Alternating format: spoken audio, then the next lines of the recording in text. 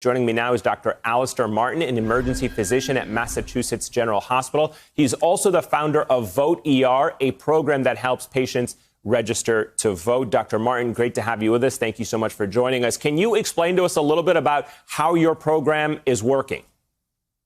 Well, thank you so much, Ayman, for having me. Look, the bottom line is this. COVID-19 has made voting a public health issue in the 2020 election.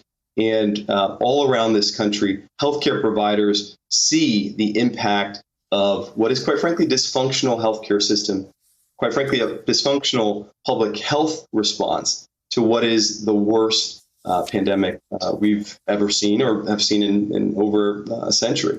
And so if we are going to have a better healthcare system, more fair, more just healthcare system, if we're going to have a public health system that can anticipate and be on top of these sorts of calamities, we need to vote. It is the most important and powerful change agent that we have, as the late John Lewis said. And so our organization, Vot-ER, helps our patients, our colleagues, and our friends and family get registered to vote. And physicians and healthcare providers are helping to do that all across the country. It is quite impressive to think about the intersection that happens where you're doing this registration. Why the ER, though? Why is it important that people who come in there for care also register to vote? Because one of the interesting facts, I think, is if you kind of superimpose the maps of the demographics between those who are not registered in this country and the demographics of the groups who need to use places like emergency rooms to get primary care, there certainly is an overlap, would you say?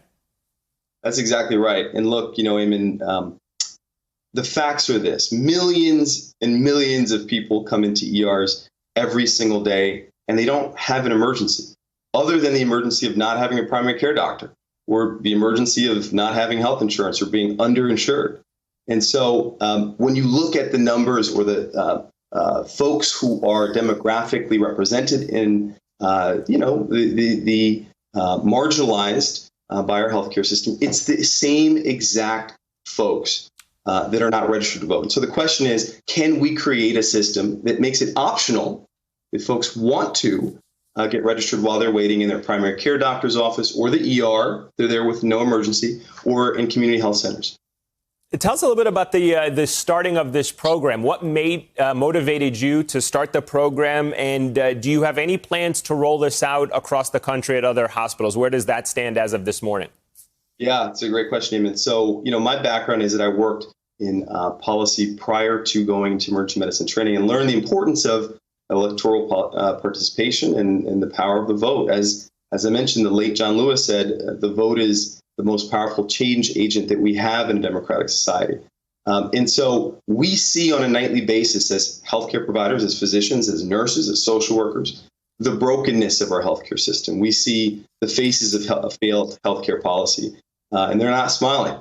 And so if we are going to help create a better healthcare system, more fair healthcare system, more just healthcare system, we've got to help our patients register to vote. And at this moment, we're in over 100 hospitals, which is just absolutely inspiring. And over 15,000 healthcare providers have these, or will soon have these, which are QR codes that patients can use to register themselves to vote while they wait in waiting rooms. Thank you for checking out our YouTube channel.